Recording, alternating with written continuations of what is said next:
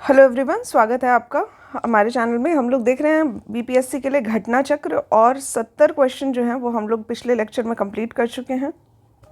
ठीक है, मतलब अगर हम भूगोल की बात करें तो काफ़ी ज़्यादा क्वेश्चंस जो है वो हमने कवर कर दिए। इस पर्टिकुलर टॉपिक में 70 हो गए हैं।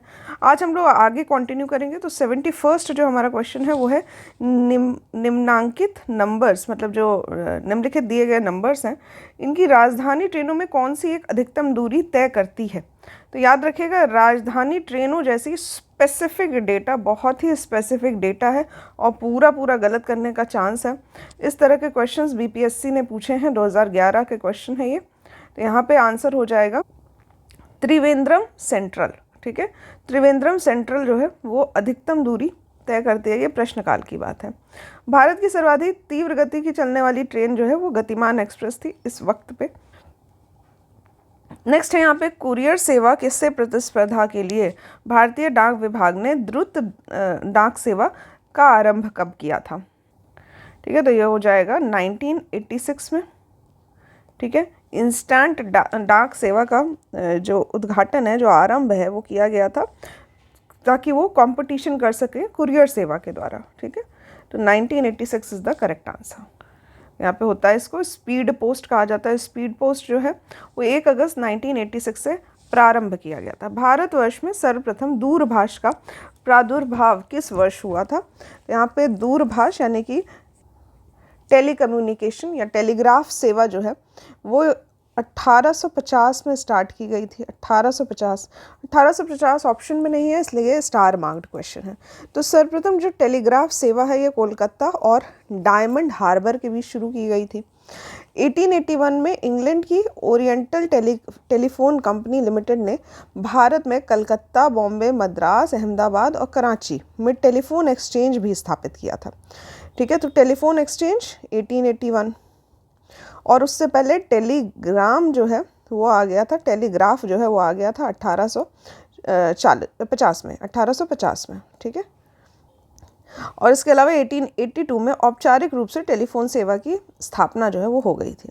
नेक्स्ट है पैट अंचल, जिसको पैट रीजन कहा जाता है।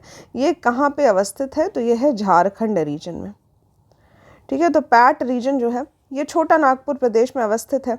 ठीक है, ये ऊंचे पहाड़ी शिखर होते हैं। ठीक है, तो एक ऊंचे पहाड़ी शिखर होते हैं जो कि पठार पे पाए जाते हैं। मतलब बहुत ज़्यादा ऊंचे स्ट्रक्चर नहीं है, वरना पठार में नहीं पाया जाएगा, ये तो पहाड़ी हो जाएगी।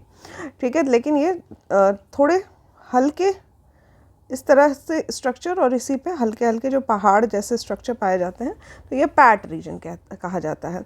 इसका अधिकांश भाग जो है वो झारखंड राज्य में स्थित है। तो ऑप्शन नंबर बी हमारा सही हो जाएगा।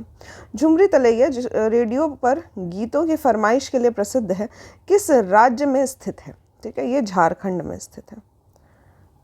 ठीक है, तो जो फरमाइश वाले गाने होते थे पहले, वो किस जगह से बिलोंग करते हैं, जो लोग हैं उनके नाम लिए जाते हैं, तो इसका कई बार नाम लिया जाता था। ये कहाँ पे स्थित है, ये झारखंड में स्थित है। स्पेसिफिकली देखा जाए तो झारखंड के कोडरमा जिले में स्थित है। क्षेत्रफल के अनुसार निम्नलिखित राज्यों का सही अवरोही क्रम क्या है। ठीक है, तो एरिया के हिसाब से लगाना है। एरिया के हिसाब से सबसे बड़ा एरिया जो है वो है एमपी का, फिर उसके बाद आता है उत्तर प्रदेश, फिर आता है यहाँ पे आंध्र प्रदेश, और आंध्र प्रदेश के बाद आता है बिहार। ठीक है, तो यानी कि हो जाएगा हमारा 3412 सही ऑप्शन हो जाएगा। नेक्स्ट क्वेश्चन है, भौगोलिक क्षेत्र की दृष्टि से भारत के निम्न जिलों में से कौन सा जिला जो है वो सबसे बड़ा है। ठीक है, तो यहाँ पे जिले की बात कर रहा है, कौन सा जिला जो है वो सबसे बड़ा है। यहाँ पे करेक्ट ऑप्शन हो जाएगा कच्छ। कच्छ जो कि गुजरात में स्थित है, ये क्षेत्रफल के हिसाब से भारत का सबसे बड़ा जिला है। ठीक है, मतलब इस पर्टिकुलर ऑप्शंस की बात कर रहा है। ऑप्शंस में सबसे बड़ा जो है वो है कच्छ, उसके बाद आता है लेह लद्दाख, फिर आता है जैसलमेर, फिर आता है बाड़मेर जो कि राजस्थान में है। नेक्स्ट है यहाँ पे असम कुल मिलाकर कितने राज्यों एवं केंद्र शासित क्षेत्रों से घिरा हुआ है। तो यहाँ पे असम की बात कर रहा है। तो अगर आपको भौगोलिक स्थिति पता है असम की, तो देख लीजिए कितने राज्य हैं आसपास या यूनियन टेरिटरी है। तो यहाँ पे ऑप्शन में दिया गया है 7। ठीक है, कोई भी केंद्र शासित प्रदेश जो है वो वर्तमान में सीमा नहीं लगाते हैं। कौन कौन से राज्य हैं, तो एक हो सकता है हमारा पश्चिम बंगाल, दूसरा है अरुणाचल प्रदेश, तीसरा है नागालैंड, फिर मणिपुर, मिजोरम, त्रिपुरा और मेघालय। ठीक है, इन सभी से असम जो है वो सीमा बनाता है। ठीक है, तो असम का स्ट्रक्चर कुछ ऐसा है कि ऑलमोस्ट सभी से ये थोड़ा थोड़ा सा कनेक्शन दिखा रहा है। ठीक है, सभी जगहों से थोड़ा बहुत कनेक्शन जो है वो दिखा रहा है। यहाँ पे हो जाएगा 7 राज्य। नेक्स्ट क्वेश्चन है, गद्दी जो है वो कहाँ के लोग निवासी हैं? तो ये एक तरह की शेड्यूल्ड ट्राइब है। कहाँ पे निवास करते हैं? तो ये लोग करते हैं हिमाचल प्रदेश में। ठीक है, गद्दी जो है हिमाचल प्रदेश में पाए जाते हैं। नेक्स्ट है, बोडो कहाँ के निवासी हैं? तो बोडो जो है वो जो हमारी नॉर्थ ईस्ट है, नॉर्थ ईस्ट असम वाला रीजन है, असम मेघालय वाला, वहाँ पाए जाते हैं। तो गारो पहाड़ी जो हो जाएगी, सही ऑप्शन हो जाएगी गारो पहाड़ी। नेक्स्ट है, गारो जनजाति कहाँ से है? तो यहाँ पे ये जो जनजाति है ये असम में भी पाई जाती है, मणिपुर में भी पाई जाती है। इसके अलावा और जो ऑप्शंस हैं मिज़ोरम और मेघालय में भी पाई जाती है। ठीक है, तो यहाँ पे ये एक स्टार मार्क्ड क्वेश्चन हो जाएगा क्योंकि सभी जगह पे गारो नामक जनजाति जो है वो पाई जाती है। नेक्स्ट है, गंगा की जलोढ़ मृदा की गहराई भूमि सतह से नीचे लगभग 6000 मीटर तक है। तो ज़्यादा नीचे मतलब नीचे जो है बहुत ज़्यादा गहराई तक जो मिट्टी है वो पाई जाती है। ठीक है, तो 6000 मीटर जो है वो सही ऑप्शन हो जाएगा। तो यहाँ पे ओल्डहम और ग्लेनी 2 लोग हैं, 2 साइंटिस्ट रहे होंगे या रिसर्चर रहे होंगे, इनके द्वारा कहा गया है। तो ओल्डहम ने कहा है कि जो जलोढ़ मृदा है वो 4000 से 6000 मीटर तक है, वहीं ग्लेनी के अनुसार 2000 मीटर तक कहा गया है। भारत की सबसे बड़ी वाह नदी है? ठीक है, तो यहाँ पे गंगा नदी जो है वो सबसे लंबी नदी है, सबसे बड़ी नदी है गंगा नदी। उसके बाद आती है गोदावरी, उसके बाद नर्मदा और उसके बाद आती है महानदी। नेक्स्ट है, गंगा नदी के किनारे सबसे बड़ा शहर कौन सा है? तो कानपुर हो जाएगा। कानपुर जो है वो सही ऑप्शन हो जाएगा, कानपुर है। फिर आता है पटना, फिर आता है इलाहाबाद, सॉरी वाराणसी, फिर आता है इलाहाबाद। ठीक है, तो कानपुर, फिर पटना, फिर वाराणसी और उसके बाद आता है इलाहाबाद। तिब्बत में मानसरोवर झील के पास जिस नदी का स्रोत है वह है? तो यहाँ पे सतलज, सिंधु, ब्रह्मपुत्र, ये सभी मानसरोवर झील के पास यानी कि तिब्बत से निकलती हैं। ठीक है, सतलज सिंधु जो है वो वेस्टर्न क्षेत्र में और ब्रह्मपुत्र जो है वो ईस्टर्न क्षेत्र से भारत में एंटर करती है। ठीक है, तो यहाँ पे उपयुक्त सभी ऑप्शन हो जाएगा। ठीक है, तो यहाँ पे ब्रह्मपुत्र नदी जो है वो तिब्बत में मानसरोवर के निकट येमा युंगदुंग नामक जो ग्लेशियर है वहाँ से निकलती है ब्रह्मपुत्र। सतलज की बात की जाए तो ये तिब्बत में मानसरोवर के पास राक्षस ताल है। ठीक है, यहाँ से निकलती है सतलज। सिंधु की बात की जाए तो ये भी मानसरोवर झील से निकट निकलती है। मानस नदी किस नदी की उपनदी है? तो ये ब्रह्मपुत्र की उपनदी है। और भी हैं जैसे कि जयमौली, तिस्ता, कामेग, सुबनमिरी, धनसिरी, बूढ़ी दिहांग, दिसांग और कोपिली, ये सभी ब्रह्मपुत्र की सहायक नदियां हैं। ठीक है, ब्रह्मपुत्र को तिब्बत में सांगपो कहते हैं, अरुणाचल प्रदेश में दिहांग कहते हैं, दिहांग। ठीक है, असम में इसको ब्रह्मपुत्र कहते हैं और बांग्लादेश में जमुना नाम से जानी जाती है। ये भी इन्फॉर्मेशन जो है वो आपको पता होनी चाहिए। निम्नलिखित तुलना के आधार पर हिमालयी नदियों की प्रायद्वीपी नदी से तुलना करें। तो अगर हम पेनिनसुलर रिवर्स और हिमालय की जो रिवर्स होती हैं उनके बीच में अगर हम कंपैरिजन करते हैं तो कौन सा स्टेटमेंट जो है वो हमारा सही हो जाएगा? पहला है, अधिकांश हिमालय नदियाँ 12मासी होती हैं। ठीक है, एनुअली फ्लो करती हैं, पेरिनियल होती हैं, जबकि अधिकांश प्रायद्वीपीय नदियाँ जो हैं वो वर्षा पे निर्भर करती हैं। ठीक है, तो यहाँ पे ये ऑप्शन सही हो जाएगा।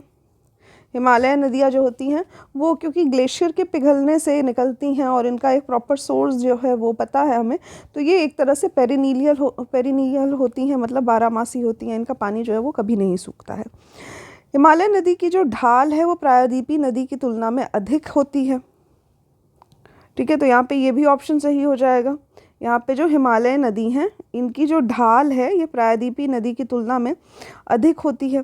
प्रायद्वीपीय नदियाँ जो होती हैं मतलब पेनिनसुलर रिवर्स जो होती हैं वो हिमालय नदी की तुलना में अपने रास्ते में से अधिक क्षरण का कारण बनती हैं, मतलब ज़्यादा इरोजन करती हैं, तो अभी ये और ये स्टेटमेंट क्या है, एक दूसरे को कॉन्ट्रडिक्ट कर रही है। अगर इसमें ढलान ज़्यादा होती है हिमालय नदी में, तो ज़्यादा इरोजन भी वहाँ होना चाहिए। तो प्रायद्वीपीय नदियाँ जो होती हैं ये नहीं ज़्यादा इरोजन करती हैं। ऑप्शन नंबर 3 हमारा गलत हो जाएगा, 1 और 2 सही हो जाएगा। ठीक है, तो यहाँ पे अधिकांश हिमालय की जो नदियाँ होती हैं वो 12मासी होती हैं, ग्लेशियर से जल प्राप्त करती हैं।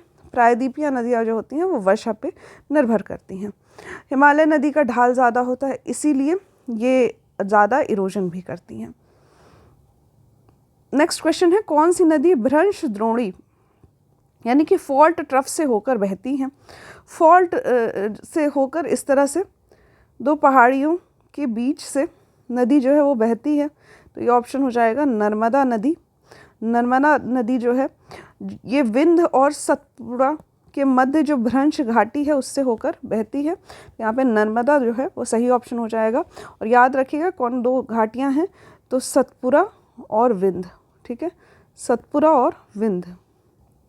नेक्स्ट क्वेश्चन है, पश्चिम की ओर वेस्टवर्ड प्रवाहित होने वाली नदियाँ कौन कौन सी हैं? तो यहाँ पे नर्मदा और ताप्ती ये दोनों ही इधर की तरफ यानी कि वेस्ट की तरफ प्रवाहित होती हैं। बाकी ज़्यादातर नदियाँ हमने देखा है कि ईस्ट की तरफ जो ढलान है बे ऑफ बंगाल की तरफ जाके गिरती हैं। तो यहाँ पे ऑप्शन नंबर 1 और 2 जो है हमारा सही हो जाएगा। एक और नदी है जिसका नाम है साबरमती, लूनी भी है, लूनी, साबरमती, नर्मदा, ताप्ती, ये सभी क्या हैं वेस्ट की तरफ प्रवाहित होती हैं। राप्ती नदी की बात की जाए तो घाघरा की सहायक नदी है जो कि उत्तर पश्चिम और दक्षिणी पूर्व दिशा में प्रवाहित हो रही है। नेक्स्ट है, कावेरी नदी कौन कौन से राज्यों से होकर गुजरती है? तो कावेरी की बात की जाए तो ये कर्नाटक से निकलती है। ठीक है, जब कर्नाटक से निकलती है तो कर्नाटक हो गया, उसके बाद नीचे जाती है केरला और केरला के बगल में जाती है यहाँ पे तमिलनाडु। ठीक है, मतलब ये तमिलनाडु पूरा। तो यहाँ पे कर्नाटक, केरल और तमिलनाडु सही ऑप्शन हो जाएगा, ऑप्शन नंबर बी। कावेरी नदी का जो उद्गम है या सोर्स है वो है कर्नाटक के कूर्ग जिले में ब्रह्मगिरी की पहाड़ियाँ। ठीक है, इसके निकट ये निकलती है और इसके बाद ये फिर तिरुचिरापल्ली में जाकर बंगाल की खाड़ी में जाती है। तो मतलब ये कहाँ कहाँ जाती है? कर्नाटक में जाती है, फिर केरल में जाती है, फिर तमिलनाडु में जाती है। ठीक है, इसके अलावा ये श्रीरंगपट्टनम और शिव समुद्रम के जो द्वीप हैं उनका भी निर्माण करती है कावेरी नदी। नेक्स्ट है, सोन, नर्मदा तथा महानदी निकलती हैं कहाँ से? तो यहाँ पे ये ऑप्शन हो जाएगा हमारा स्टार मार्क्ड क्वेश्चन। तो सोन और नर्मदा तो निकलती है अमरकंटक से, महानदी नहीं निकलती है, तो इसीलिए महानदी के लिए ऑप्शन हो जाएगा हमारा सिहवा की पहाड़ियाँ। तो यहाँ पे 2 नदियों के लिए तो अमरकंटक है, तीसरे के लिए नहीं है, इसीलिए स्टार मार्क्ड क्वेश्चन है। ठीक है, याद रखिएगा सोन और नर्मदा निकलती है अमरकंटक से और महानदी जो है वो सिहवा पहाड़ियों से निकलती है, सभी मध्य प्रदेश से निकलती हैं। नेक्स्ट है, दामोदर नदी कहाँ का उद्गम कहाँ है? तो ये छोटा नागपुर के पठार से निकलती है दामोदर नदी। ठीक है, नेक्स्ट है, निम्नलिखित में से कौन भूमि बंधित नदी है? तो यहाँ पे ऑप्शन हो जाएगा लूनी नदी। ये अंडरग्राउंड फ्लो करती है, विलुप्त हो गई है, तो रन ऑफ कच्छ में जाकर विलुप्त हो जाती है, तो इसीलिए ये क्या होती है? अंडरग्राउंड फ्लो करती है, इसका संपर्क जो है वो समुद्र से नहीं हो पाता है। नेक्स्ट है, निम्न नदियों में से सबसे अधिक नदी पथ परिवर्तन यानी कि मैक्सिमम शिफ्टिंग ऑफ कोर्स कौन सी नदी करती है? तो ये कोसी नदी है जो कि बिहार का शोक कहलाती है क्योंकि ये इतना अपना कोर्स बदलती है कि बाढ़ की स्थिति आ जाती है। ऑप्शन नंबर सी जो है वो सही हो जाएगा, बार बार अपना मार्ग परिवर्तन करती है ये नदी। दामोदर, कोयल और सुवर्ण रेखा नदियाँ निम्नलिखित में से किससे निकलती हैं? तो छोटा नागपुर के पठार से निकलती हैं। दामोदर, कोयल और सुवर्ण रेखा छोटा नागपुर के पठार से निकलती हैं, झारखंड से निकलती हैं। ठीक है, सुवर्ण रेखा जो है वो स्वतंत्र रूप से बंगाल की खाड़ी में जाती है, जबकि दामोदर हुगली नदी से मिल जाती है। ठीक है, और कोयल नदी आप कमेंट बॉक्स में बताइएगा किसकी सहायक नदी है, इसके बारे में मैंने आपको पिछले लेक्चर में बताया था। नेक्स्ट है, भारतीय मॉनसून मौसमी विस्थापन से इंगित है जिसका कारण है? तो यहाँ पे मौसमी विस्थापन, मौसम के बदलने की वजह से जो भारतीय मॉनसून है वो आता है, इसका कारण क्या है? तो स्थल और समुद्र यानी जो लैंड है और ओशन है उसके बीच में जो तापमान का डिफरेंस आता है, टेम्परेचर का डिफरेंस आता है, उसी के कारण मॉनसून जो है वो आता है। ठीक है, तो हवाएं जो होती हैं, जो हमारी ट्रेड विंड्स होती हैं, उनकी डायरेक्शन चेंज होती है। ऑप्शन नंबर ए हमारा सही हो जाएगा। नेक्स्ट है मैंगो शावर, आम्र वर्षा जो होती है, ये क्या है? तो यहाँ पे ये सभी ऑप्शन गलत है। मैंगो शावर का मतलब ये होता है कि कर्नाटक और केरल के क्षेत्र में अप्रैल के महीने में बारिश होती है, जिसको चेरी ब्लॉसम भी कहा जाता है, और मई के महीने में ये जो बारिश होती है इसको आम्र वर्षा कहा जाता है, क्योंकि इस समय जो वहाँ पे आम जो होते हैं उनके पकने का समय होता है, और जो वर्षा होती है वो काफ़ी हेल्प करती है इस तरह के जो कल्टीवेशन होता है उसमें। ठीक है, तो यहाँ पे क्या हो जाएगा हमारा, कर्नाटक और केरल राज्य की जो बारिश है, जो कि अप्रैल मई के महीने में होती है, उसको मैंगो शावर कहते हैं। नेक्स्ट है निम्नलिखित राज्यों में से किस राज्य में विंटर के मौसम में बारिश मिलती है? तो यहाँ पे सही ऑप्शन हो जाएगा तमिलनाडु। तमिलनाडु में जब मॉनसून लौटने वाला होता है, यानी कि लौटता हुआ जो मॉनसून होता है अक्टूबर नवंबर में, उस टाइम पे तमिलनाडु में बारिश होती है। ठीक है, तो ऑप्शन नंबर बी हमारा सही हो जाएगा। दिल्ली में भी बारिश होती है विंटर्स में, दिल्ली वाले रीजन में। तो इसके लिए जो कारण होता है वो होता है वेस्टर्न डिस्टर्बेंस, वेस्टर्न डिस्टर्बेंस। ठीक है, याद रखिएगा इसको। नेक्स्ट है चेरापूंजी कहाँ पे स्थित है? तो ये है मेघालय में। ऑप्शन नंबर सी हमारा सही हो जाएगा। चेरापूंजी मेघालय में स्थित है। मौसिनराम से पहले ये विश्व का सर्वाधिक वर्षा वाला स्थान हुआ करता था, अभी इसको ओवरटेक कर दिया है मौसिनराम ने, और ये भी जो है मेघालय में ही स्थित है। नेक्स्ट है प्राकृतिक आपदा दिया हुआ है और प्रदेश का नाम दिया गया है। ठीक है, तो हमें इनको मैच करना है। तो यहाँ पे बाढ़ की बात कर रहा है, तो बाढ़ जो है वो ज़्यादातर उत्तर प्रदेश और बिहार के मैदानों में आती है। वहीं भूकंप अर्थक्वेक की बात की जाए तो हिमालय का जो गिरिपाद क्षेत्र है, मतलब हिमालय का जो फुट हिल्स है, यहाँ पे आती है जो भूकंप है, अर्थक्वेक की घटना जो है। सूखा जो है वो मध्य पूर्वी भारत में आता है, मध्य पूर्वी भारत में सूखा पड़ता है। ठीक है, तो ये जो रीजन है सूखा प्रभावित क्षेत्र होता है।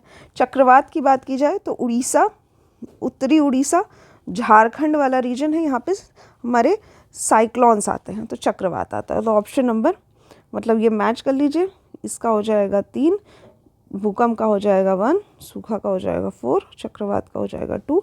ऑप्शन नंबर बी हमारा सही हो जाएगा।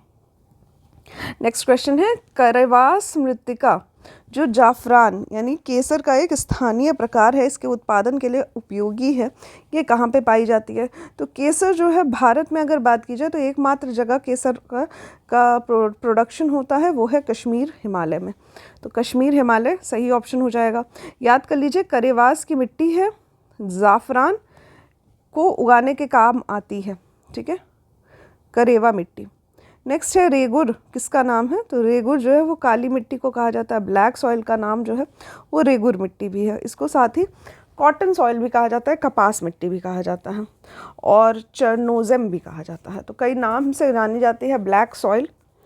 ठीक है, भारत में इसका जो विस्तार है वो कुल 16.6% क्षेत्रों में है। कहाँ कहाँ पाई जाती है? तो गुजरात, महाराष्ट्र, मध्य प्रदेश का पश्चिमी हिस्सा, आंध्र प्रदेश का उत्तर पश्चिमी हिस्सा, थोड़ा बहुत सा कर्नाटक, तमिलनाडु और राजस्थान, छत्तीसगढ़, झारखंड में पाया जाता है। मेन जो एरिया है वो मैं कहूँगी गुजरात, महाराष्ट्र और ये वाला रीजन है कर्नाटक वाला रीजन। यहाँ पे कॉटन का जो प्रोडक्शन होता है वो भी इसीलिए ज़्यादा होता है क्योंकि यहाँ पे काली मिट्टी पाई जाती है। नेक्स्ट है रेगुर मिट्टी जो है वो सबसे ज़्यादा कहाँ होती है? तो महाराष्ट्र में होती है। महाराष्ट्र ऑप्शन सही हो जाएगा। नेक्स्ट फिर से पूछ रहा है रेगुर नाम जो है वो किसका है? तो ये एक प्रकार की काली मिट्टी है। मृदा अपरदन रोका जा सकता है। ठीक है, तो किस तरह से रोका जा सकता है? सॉइल का इरोजन, अति चराई के द्वारा नहीं, अगर ज़्यादा से ग्रेजिंग होगी तो मतलब ज़्यादा मिट्टी का अपरदन होगा, ज़्यादा इरोजन होगा। वनस्पति का उन्मूलन किया जाएगा, मतलब अगर पेड़ काटे जाएंगे तब भी मिट्टी को रोकने के लिए कोई सहारा नहीं बचेगा, ज़्यादा इरोजन होगा। अगर पक्षियों की संख्या में वृद्धि हो जाएगी तो उस कारण भी सॉइल का इरोजन जो होगा वो ज़्यादा होगा।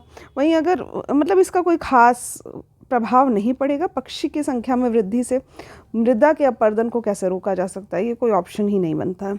वहीं अगर पेड़ लगाएंगे हम लोग तो इरोजन को रोका जा सकता है। तो ये सभी कारण हैं। नेक्स्ट है, गंगा के मैदान को एक डैश के रूप में वर्णित किया जाता है। तो गंगा का मैदान जो है वो एक प्रकार का जियोसिंक्लाइन है। जियोसिंक्लाइन, ऑप्शन नंबर सी हमारा सही हो जाएगा। तो जियोसिंक्लाइन, जिसको भू अभिनति गर्त भी कहा जाता है, इस रूप में इसको वर्णित किया जाता है और इसका निर्माण मुख्य रूप से हिमालय पर्वतमाला निर्माण प्रक्रिया के तीसरे चरण में हुआ था। नेक्स्ट है, गंगा के मैदान की पुरानी कछारी मिट्टी क्या कहलाती है? तो ये कहलाती है बांगर। बांगर, ठीक है। जो पुरानी मिट्टी होती है उसको बांगर कहते हैं, ठीक है। जो खाद वाली मिट्टी होती है उसको खादर कहते हैं। तो इस तरह से यहाँ पे गंगा के मैदान की जो पुरानी कछारी मिट्टी होती है, ये मैंने आपको बताया बांगर होती है, ठीक है। कैसे स्ट्रक्चर होता है ये देख लेते हैं। तो यहाँ पे मैं आपको एक डायग्राम दिखा रही हूँ। यहाँ पे मान लीजिए कि जो पानी के पास वाला रीजन है, यहाँ पे नदी प्रवाहित हो रही है, यहाँ जो है हिमालय का वो है फुट हिल्स है, ठीक है। तो हिमालय है, यहाँ पे नदी प्रवाहित हो रही है ना। ये जो बीच का स्ट्रक्चर होता है 4 हिस्सों में बटा होता है। सबसे पहले यहाँ पे आता है खादर। खादर जो होता है वो नई मिट्टी होती है। जो नदी होती है वो अपने साथ हमेशा कुछ ना कुछ नया मिट्टी लाती है, नए कण लाती है, जो कि डिपॉजिट होते हैं और खादर का निर्माण करते हैं। इसके बाद बनता है बांगर। बांगर जो होती है वो पुरानी मिट्टी होती है, पुरानी मिट्टी। तो पुरानी मिट्टी और नई मिट्टी, इस तरह से स्ट्रक्चर होता है। यहाँ पे नदी के जस्ट बगल में होती है नई मिट्टी, उसके थोड़ी दूरी पे होती है पुरानी मिट्टी। फिर आता है तराई क्षेत्र। तराई क्षेत्र में नीचे की तरफ पानी जो होता है वो इकट्ठा होता है, तो तराई रीजन कहलाता है। फर्टाइल काफ़ी होता है, जो इसकी प्रोडक्शन होती है, एग्रीकल्चर जो होता है वो काफ़ी अच्छा होता है, क्योंकि कहीं ना कहीं इसका जो कनेक्शन होता है वो पानी के साथ लगा रहता है, ठीक है। तो यहाँ पे ये तराई रीजन है। तराई जो होता है वो तीसरे नंबर पे तराई आता है। पहले आता है खादर, फिर आता है बांगर, फिर आता है तराई। इसके बाद आता है भाबर। भाबर जो होता है इसमें बड़े पत्थर पाए जाते हैं। एक तरह का ऐसा रीजन होता है जहाँ पे बड़े बड़े पत्थर पाए जाते हैं। ये फर्टाइल नहीं होता है, ठीक है। तो ये तराई से कम, अपेक्षाकृत कम फर्टाइल माना जाता है। तो ये होता है हमारा भाबर रीजन, ठीक है। तो भाबर, तराई, बांगर, खादर, इस तरह से रीजन जो है ये बनते हैं, ठीक है। नेक्स्ट है, निम्नलिखित में से कौन सी मिट्टी नदियों द्वारा निर्मित है? नदी के द्वारा जो मिट्टी है उसका नाम है जलोढ़ मिट्टी, जिसको एलुवियल सॉइल कहते हैं, एलुवियल सॉइल। तो जो नवीन होती है उसको तो खादर कहते हैं, नई मिट्टी होती है। ये नदी के द्वारा जो निर्माण, नदी होती है, नदी के द्वारा इसका निर्माण होता है, जो कि मैदानी क्षेत्र में होता है। और प्रति वर्ष जब बाढ़ आती है तो उस दौरान एक नई मिट्टी की परत जो होती है उसका जमाव हो जाता है। जो पुरानी जलोढ़ मिट्टी है, जिसको प्राचीन कहते हैं, वो होती है बांगर, ठीक है। बांगर ये कुछ दूरी पे पाई जाती है। नेक्स्ट है, भारत में के कुल भौगोलिक क्षेत्र में वन क्षेत्र का क्या प्रतिशत है? ठीक है। तो ये जो है ये 2001 का पूछा गया प्रश्न है। इस समय जो भौगोलिक क्षेत्र है वो 20% 7 था। इसके बाद अगर हम करंट की बात करें तो ISFR की रिपोर्ट आई है 2023 में, जिसको सर ने करंट अफेयर्स में भी पढ़ाया है। इसमें आप देखेंगे तो हमारा जो प्रेजेंट जो भौगोलिक क्षेत्र है, जो कि वन क्षेत्र है, वो है 25.17, ठीक है। तो 25.17 जो है ये वन क्षेत्र है भारत में। यहाँ पर भी जो रिपोर्ट दी है वो 2021 की रिपोर्ट दी गई है। नई जो रिपोर्ट है ISFR की वो 2023 की है। भारत में किस राज्य का सर्वाधिक क्षेत्र घने पतझड़ वाले जंगल से घिरा हुआ है?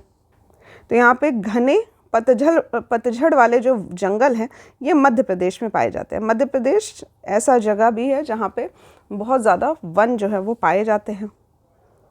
प्रतिशत अधिकतम वन क्षेत्र कहाँ है? तो मिज़ोरम में है। अभी ये सारी रिपोर्ट जो है वो नई एडिशन जो है वो ISFR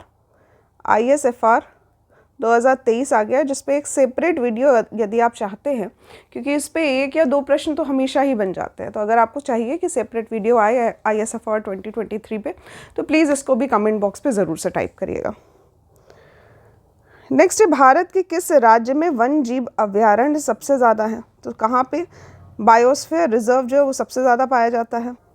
तो यहाँ पे करेक्ट ऑप्शन हो जाएगा MP एंड तमिलनाडु, अगर प्रेजेंट की बात की जाए, ठीक है। यहाँ पे 2020 के हिसाब से डेटा दे रखा है। नेक्स्ट है, समस्त विश्व के तेंदुओं की सर्वाधिक आबादी भारत में है, कितनी अनुमानित संख्या है इसकी? तेंदुओं की आबादी की बात पूछ रहा है। तो करंट डेटा के हिसाब से ये 3907 है, जहाँ पे मैक्सिमम जो है वो एमपी में पाए जाते हैं। तो लगभग 3907 तेंदुए जो हैं वो भारत में पाए जाते हैं। भारत की जनसंख्या विशेषताओं के संबंध में निम्नलिखित कथनों पर मनन कीजिए। तो कौन सा जो कथन है वो सही है, ये हमें बताना है। तो यहाँ पे ये जो प्रश्न है ये 2005 में पूछा गया प्रश्न है, ठीक है। तो इसलिए ये डेटा काफ़ी पुराना है। अभी जो करंट डेटा हम लोग यूज़ करते हैं हमारे पॉपुलेशन के लिए वो है 2011 का डेटा, ठीक है। तो इस क्वेश्चन को पढ़ के कोई फ़ायदा नहीं है, क्योंकि जो डेटा आपको मिलेगा वो सभी पुराना डेटा मिलेगा। तो हमें पुराना डेटा से मतलब नहीं है। अगर आपको चाहिए कि जो जनगणना हुई थी 2011 के लिए, इसके लिए एक प्रॉपर वीडियो चाहिए, तो ये भी आप कमेंट बॉक्स में बता सकते हैं। इस प्रश्न को हम लोग सॉल्व नहीं करेंगे क्योंकि पुराना डेटा जो है वो सभी दिया हुआ है इसमें, ठीक है। 2001 से 2011 के दशक में जनसंख्या की वृद्धि दर जो है वो 17.7 थी। देखा जाए तो 2011 से लेकर 2025 में भी बहुत मेजर डिफरेंस आ गया है जनगणना में, लेकिन क्योंकि जनगणना हुई ही नहीं है तो हमें एग्जैक्ट डेटा जो है वो मालूम नहीं है। अभी यहाँ पे क्वेश्चन सही है क्योंकि ये 2011 के जनगणना के अनुसार है, ठीक है। तो इसके अनुसार भारत की कुल जनसंख्या में नगरीय जनसंख्या का प्रतिशत कितना है? तो यहाँ पे करेक्ट ऑप्शन हो जाएगा 31%। 31% जो है वो भारत की कुल जनसंख्या में जो अर्बन पॉपुलेशन है, नगरीय जनसंख्या है, उसका प्रतिशत है। तो यहाँ पे करेक्ट ऑप्शन हो जाएगा 31%, ठीक है। अगर 31% नगरीय जनसंख्या है तो बाकी बचे हुए प्रतिशत कितना होगा? ग्रामीण जनसंख्या होगी, यानी कि 68.8% जो है वो हमारा रूरल पॉपुलेशन है। सारण जो है वो सिंचाई नहर निकलती है कहाँ से? तो ये निकलती है गंडक से, ठीक है, गंडक से निकलती है। गंडक परियोजना के अंतर्गत गंडक नदी पर त्रिवेणी घाट के पास एक 740 मीटर लंबा बैराज बनाया गया है, जिससे कुछ नहर निकलती है, जिसे सारण सिंचाई नहर भी कहते हैं। और ये सभी प्रोजेक्ट जो है ये बिहार के इरिगेशन के लिए काम आता है। तो ये जो सिंचाई है त्रिवेणी घाट की, ये सभी बिहार के सिंचाई के लिए कार्य करती है। नेक्स्ट है त्रिवेणी नहर किस नदी से पानी आता है? यहाँ पे करेक्ट ऑप्शन हो जाएगा Gandak, option number C. Bhakra Nangal एक संयुक्त परियोजना है, तो ये कहाँ की संयुक्त परियोजना है? पंजाब, हरियाणा और राजस्थान, ठीक है। पंजाब, हरियाणा और राजस्थान की ये संयुक्त परियोजना है जिसका नाम है भाखड़ा नांगल, ठीक है। इसके अंतर्गत भाखड़ा और नांगल के पास सतलज नदी पे 2 बांध का निर्माण किया गया है। किस नदी पर बनाया गया है ये बांध? तो ये हो जाएगा सतलज नदी, ऑप्शन नंबर डी हमारा सही हो जाएगा। किस नदी पर शिव समुद्रम जलप्रपात अवस्थित है?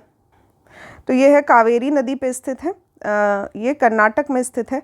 तो कावेरी में शिव समुद्रम जलप्रपात यानी कि वाटरफॉल। कर्नाटक के कोडागु जिले में ब्रह्मगिरी की पहाड़ियों में होता है इसका उद्गम, ठीक है। ये जो कावेरी नदी है कहाँ से निकलती है? तो ये ब्रह्मगिरी की पहाड़ियों से निकलती है, और ये जो है कर्नाटक, केरल और तमिलनाडु में विस्तृत है। शिव समुद्र वाटरफॉल जो है वो कावेरी नदी पे स्थित है। नेक्स्ट है पट्टी सीमा परियोजना निम्नलिखित में से किन नदियों के एकीकरण से जुड़ी हुई है? यहाँ पे पट्टी सीमा परियोजना जो है ये कृष्णा और गोदावरी को मर्ज करने के लिए, एकीकृत करने के लिए एक योजना है, ठीक है। तो पट्टी सीमा लिफ्ट सिंचाई परियोजना कृष्णा और गोदावरी के इंटरलिंकिंग से जुड़ी हुई है। ये आंध्र प्रदेश की योजना है, ठीक है, आंध्र प्रदेश की योजना है। नेक्स्ट है हीराकुंड बांध जो है ये कहाँ पे है? तो ये महानदी पे स्थित है। हीराकुंड डैम महानदी पे स्थित है, उड़ीसा राज्य में स्थित है। मैथौन और बेल पहाड़ी तथा तिलैया बांध किस नदी पे है? तो बराकर नदी पे है, ऑप्शन नंबर बी हमारा सही हो जाएगा। मैथौन, बेल पहाड़ी और तिलैया बांध जो है वो दामोदर की सहायक नदी है बराकर, इसी पे स्थित है। नेक्स्ट है निम्नलिखित में से कौन सी एक मीठे पानी की झील है? तो यहाँ पे चिल्का और सांभर जो है वो खारे पानी की झील है, वहीं वूलर और लोकटक जो है महाराष्ट्र में स्थित है। ये जो है वूलर और लोकटक ये दोनों ही मीठे पानी की झील है, इसलिए ऑप्शन हो जाएगा उपयुक्त में से एक से अधिक। वूलर जो है वो जम्मू एंड कश्मीर में स्थित है। लोकटक जो है, तो यहाँ पे लोकटक जो है ये मणिपुर में स्थित है। ठीक है, ठीक है। वूलर जो है वो जम्मू एंड कश्मीर में स्थित है। मैंने पहले कहा था महाराष्ट्र में स्थित है, तो वो लोनार झील है, महाराष्ट्र, ये लोनार झील है। तो यहाँ पे कन्फ्यूजन थी। यहाँ पे लोकटक जो है काफ़ी प्रसिद्ध झील है, मणिपुर में स्थित है। वहीं पे चिल्का जो है उड़ीसा में है, सांभर जो है वो राजस्थान में है, और ये दोनों ही खारे पानी की झील है, यानी कि ब्रैकिश वाटर है या फिर लगून है। भारत में कौन सा कृषि वित्त यानी कि एग्रीकल्चर फाइनेंस का स्रोत नहीं है? एग्रीकल्चर फाइनेंस मतलब जहाँ से एग्रीकल्चर के लिए लोन मिलता हो या फिर हेल्प मिलती हो फाइनेंशियली, तो सहकारी समिति, व्यापारिक बैंक या फिर क्षेत्रीय ग्रामीण बैंक, ये सभी जो है ये एग्रीकल्चर फाइनेंस करते हैं। तो इनमें से कोई नहीं सही ऑप्शन हो जाएगा। नेक्स्ट क्वेश्चन है, कृषि में युग्म पैदावार का आशय डैश को उगाने से है।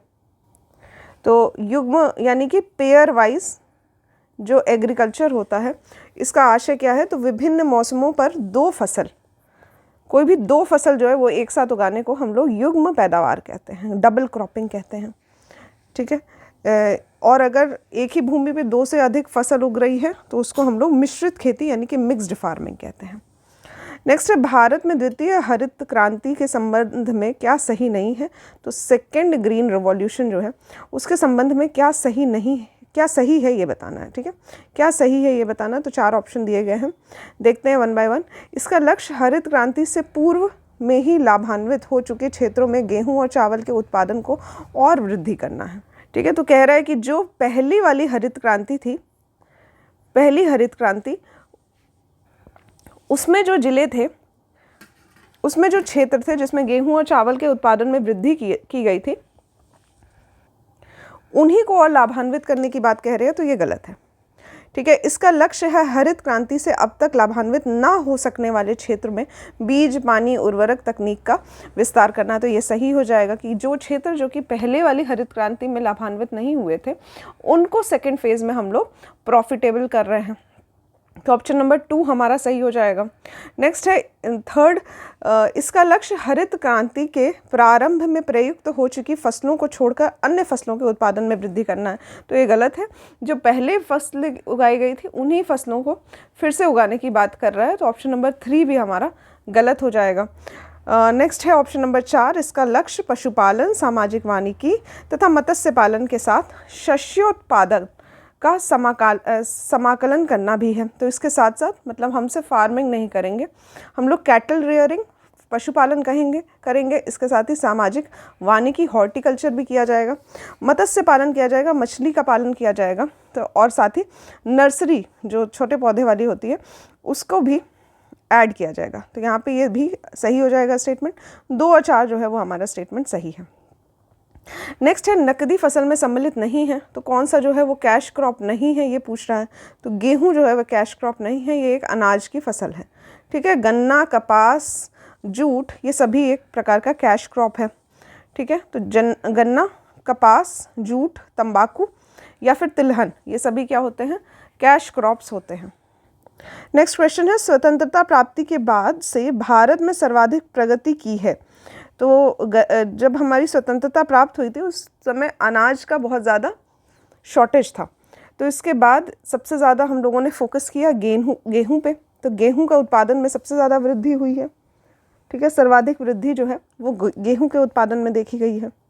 हरित क्रांति जो है वो शुरू हुई थी 1965 में, याद रखिएगा। प्रमुख खाद्य फसल कौन सी है?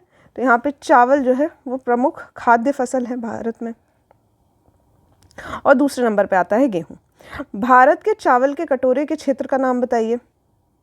तो वो क्षेत्र जहाँ सबसे ज़्यादा चावल होता है वो है कृष्णा गोदावरी डेल्टा क्षेत्र। कृष्णा गोदावरी डेल्टा क्षेत्र, जो सभी ऑप्शंस दिए गए हैं इसमें कृष्णा गोदावरी डेल्टा क्षेत्र जो है यानी कि आंध्र प्रदेश वाला रीजन, यहाँ पे चावल होता है। चावल का उत्पादन लगभग 30% चावल का उत्पादन जो है वो यहाँ होता है। नेक्स्ट क्वेश्चन है, खेती के अंतर्गत क्षेत्र के अनुसार भारत में सबसे महत्वपूर्ण खाद्य फसल कौन सी है? तो यहाँ पे खेती के अंतर्गत क्षेत्र के अनुसार पूछ रहा है। सबसे ज़्यादा इंपॉर्टेंट जो है वो है चावल। भारत में कौन सी फसल सर्वाधिक क्षेत्र में बोई जाती है? तो यहाँ पे मूंगफली जो है वो सही ऑप्शन हो जाएगा। नेक्स्ट क्वेश्चन है, भारत में सबसे बड़ा कपास का उत्पादक कौन है? तो कॉटन का उत्पादक जो है वो महाराष्ट्र है। पहले नंबर पे महाराष्ट्र, दूसरे नंबर पे आता है गुजरात। नेक्स्ट है, गन्ने के उत्पादन में राज्यवार घटित क्रम में बताना है हमें। तो हमें बताना है कि गन्ने का उत्पादन जो है वो सबसे ज़्यादा कहाँ होता है। तो 2 राज्य तो मैं आपको ऐसे ही बता देती हूँ, उत्तर प्रदेश और उसके दूसरे नंबर पे है महाराष्ट्र। ठीक है, इसके बाद जो आता है वो चेंज होता रहता है। तो उत्तर प्रदेश, महाराष्ट्र, तमिलनाडु, कर्नाटक जो है, ये क्वेश्चन जब पूछा गया था उस टाइम पे थे। अगर हम करंट डेटा के हिसाब से उत्तर प्रदेश, महाराष्ट्र तो अपनी जगह पे है, नेक्स्ट आ गया है कर्नाटक और उसके बाद आ गया है तमिलनाडु।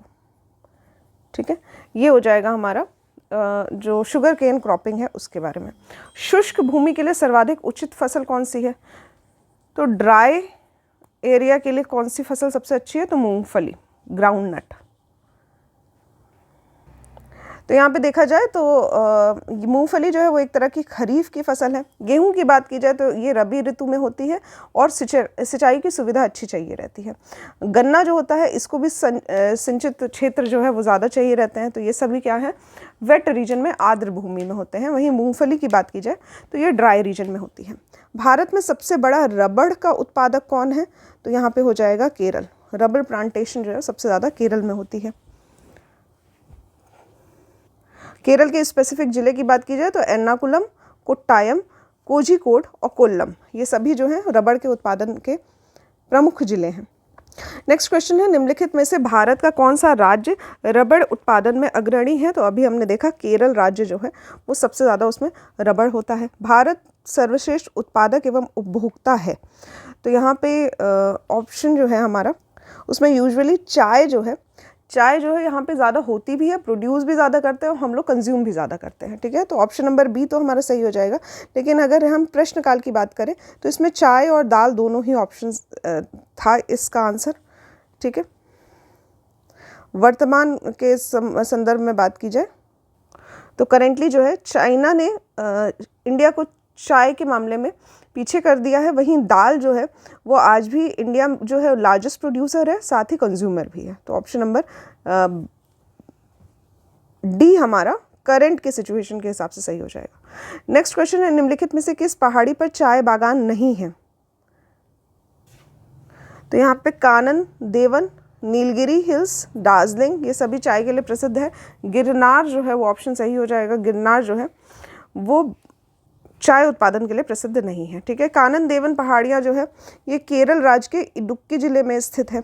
ठीक है, मुन्नार हिल स्टेशन जो है वो यहीं पे स्थित है और ये जो है चाय के बागानों के लिए फेमस है। नीलगिरी की पहाड़ियाँ जो है यहाँ पर भी चाय पाई जाती है और दार्जिलिंग जो है ये तो चाय उत्पादन में प्रमुख है ही। ठीक है, गिरनार जो है वो गुजरात में स्थित है, यहाँ पे चाय बागान का विकास नहीं हो पाया है।